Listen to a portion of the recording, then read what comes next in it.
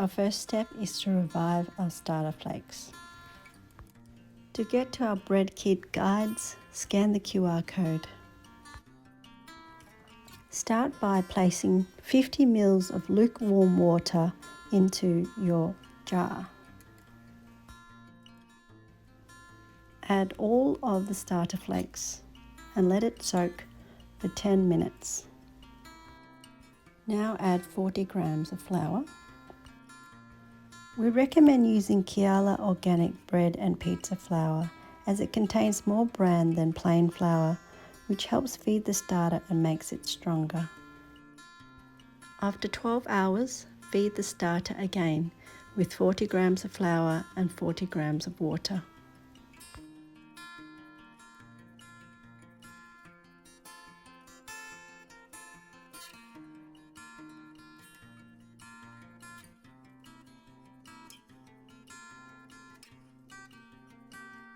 After 12 hours, your starter should be active and should look like this.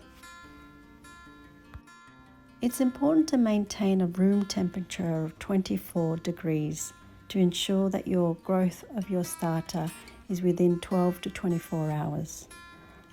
Below 21 degrees will mean it sometimes will take twice as long. Now it's time to go to step 2.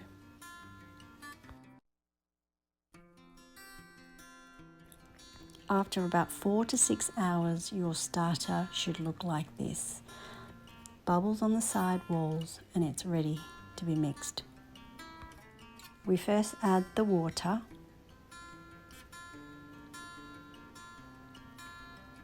Then the flour.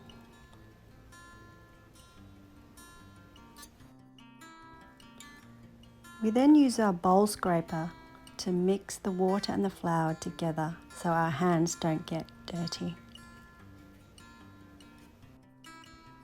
Mix roughly into a shaggy dough. Don't worry if there are dry bits. The 30-minute rest will sort itself out.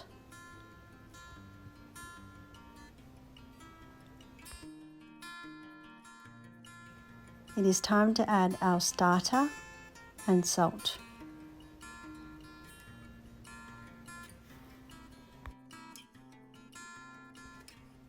This is when the fun starts. Start mixing with your hands to incorporate the salt and the starter. This should take about 2 to 3 minutes. At this point, your dough will still look a little shaggy, but that's okay. Cover it up and rest for 30 minutes.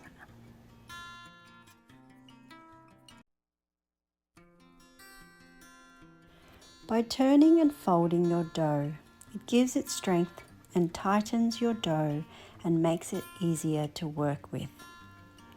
We will be folding 4 times in this recipe. Before you start, wet your hands.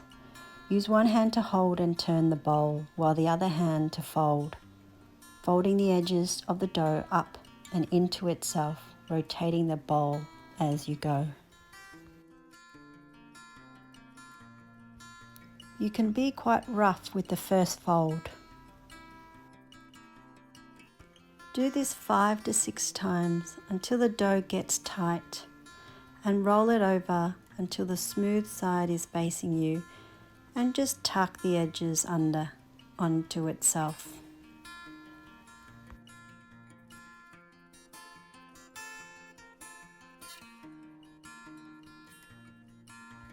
Then place it back in the bowl, smooth side up. Cover the bowl and let the dough rest for 30 to 45 minutes. For the last 3 folds, we will now switch to the coil folding technique. To do a coil fold, first wet both hands.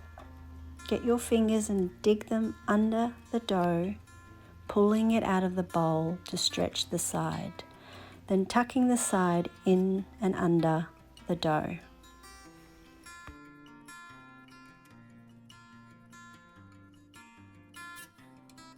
You may also like to lift the dough up and do a few extra tucking to lightly, gently stretch the dough, like so. Place it back in the bowl and cover it to let it rest for 30 to 45 minutes. With our third fold, we can now start seeing the dough looking a lot stronger and holding its shape. Continue with the third coil fold. This time I'm being a lot more gentle and folding lightly and turning the bowl, folding the sides in and under.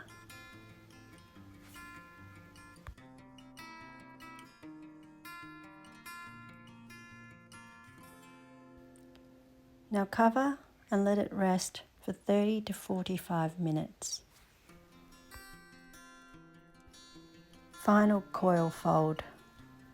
You can see the dough is now stronger and holding much more shape. It's also harder to fold.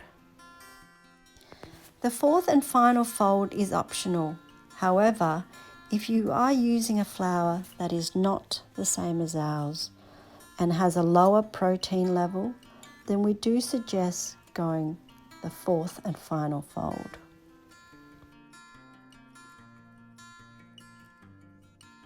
Now let the dough rest for 3 to 4 hours to gain strength. This is your bulk proving stage.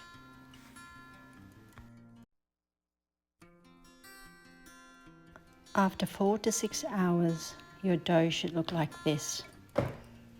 It should have doubled in size.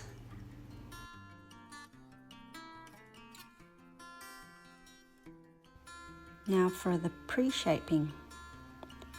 Take your bowl scraper and wet it.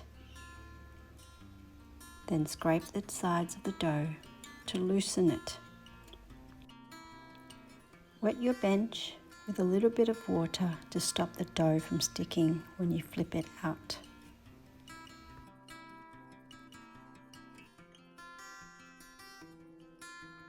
Using a bowl scraper, turn the dough over so the smooth side is facing you. Now pull the dough and turn it towards you, giving it tension as you do it. If you're finding that your dough is slippery, make sure your table isn't too wet. Do this until you have just enough tension on the dough without breaking the surface of the dough.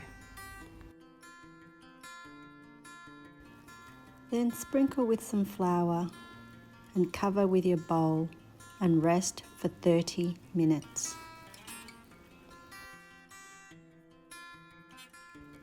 The final shape. Using your dough scraper, flip the dough over. Lightly pat out your dough and give it a little stretch out.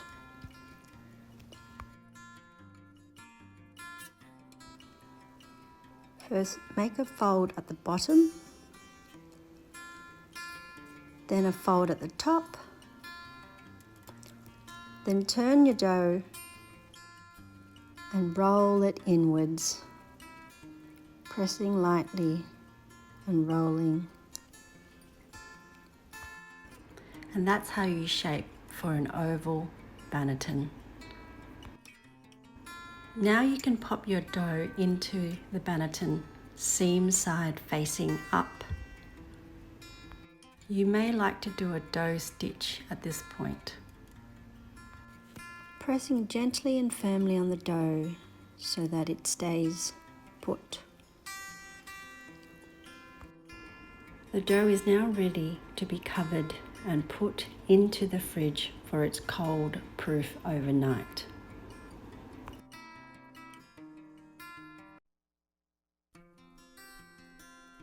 We are using the Dutch oven method to bake this loaf.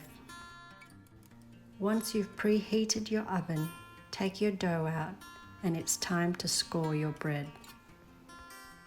You will need some baking paper. Place your paper over the dough and turn the basket over. Lifting the basket off the dough, it should come out easily. You will need your baker's lame to score the top of the loaf with a 2 to 3 millimeter deep cut. This allows the loaf to expand and rise with the help of the steam and hot pan. Carefully transfer the loaf into the hot Dutch oven.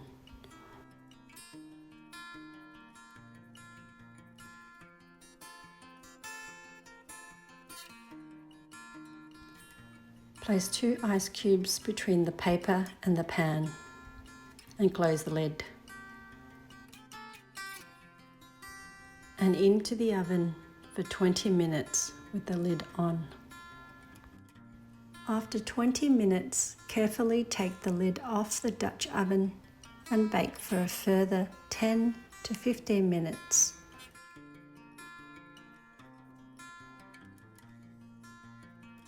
Or until golden brown.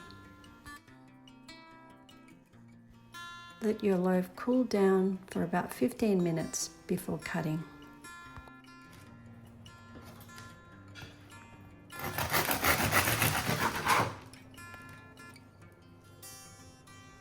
And that's it. You've just made yourself sourdough. Well done.